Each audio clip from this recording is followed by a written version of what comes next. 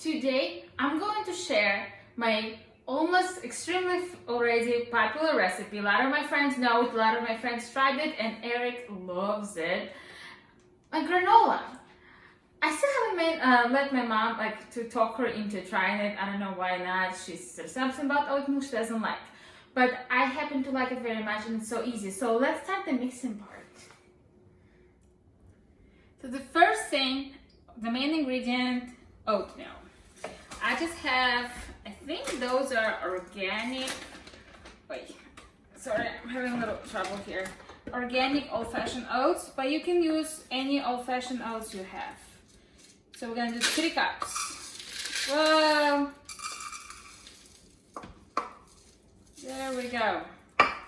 3 cups of oats. This was heavy. Next thing we're gonna do it's a 1/4 cup measure. We're gonna do honey and we're gonna do maple syrup. That's what's gonna be our sweet. So 1/4 cup of syrup, maybe a little bit less than that of honey.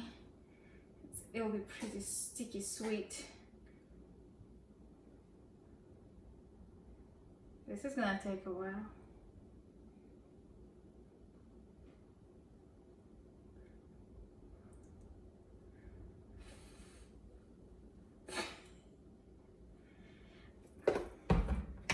We're gonna do a little bit less than a 1/4 cup of honey. And then we're gonna do a 1/4 cup of extra virgin olive oil. That might take a while too.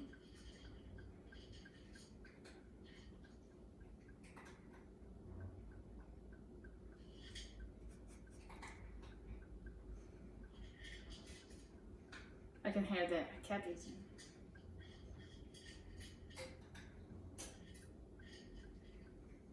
All right, 1/4 cup of extra virgin olive oil. Next, we're gonna have to put a pinch of salt. We happen to have sea salt. Then we're gonna put our toppings. So here I have some dry blueberries. I just have leftovers. I would say what you're aiming for is about 1/2 cup of dry fruit, if you like dry fruit. And we have some leftover cranberries. I don't know if we have a 1/2 cup here or not. We're just gonna go with it. In here we have petaled almonds. Same thing, you wanna aim for about 1/2 cup. Or a very good amount, like I like it. And that's it. Remove this. Now we're just gonna stir it up. Our oven is at 350 degrees. So you can add anything you want. You can add seeds, you can add other nuts, other fruit. I think you can do chocolate chips, but I would not bake the chocolate chips together with everything. I would add them after you take it out of the oven. Otherwise, you're gonna have a chocolate burnt mess. Everything's incorporated and looks wet. I have a baking dish here, lined with foil. I'm just gonna move it in. Oven's at 350. We're gonna put it in for at least 20 minutes and I'm gonna come back to you. 350, 20 minutes, see you.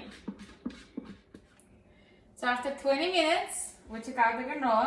Looks amazing. We're going to move it around just a little bit more. It looks sticky, it smells amazing. The whole kitchen smells delicious. Okay, I'm gonna pat it down a little bit.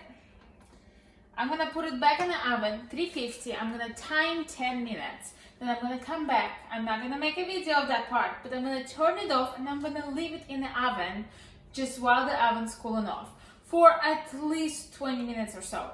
And then we're gonna come back for the taste test. So 10 minutes, turn off, 20 minutes. Our granola is done. It cooled off just for a few minutes. And you can see how beautiful it is. It is gonna get a little bit more crispy as it cools off. But we're gonna try a little taste test. I I have the oats here, the berry, and the nut.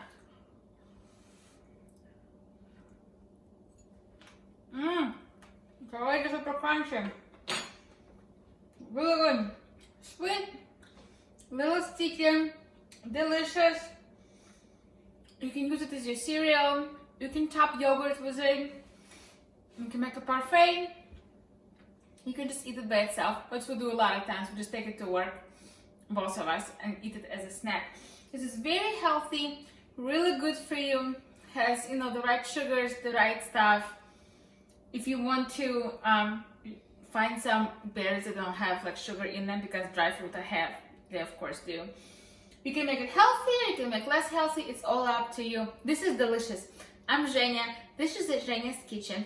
Don't forget to subscribe. We love all our subscribers and not subscribers. And this is my take on homemade granola.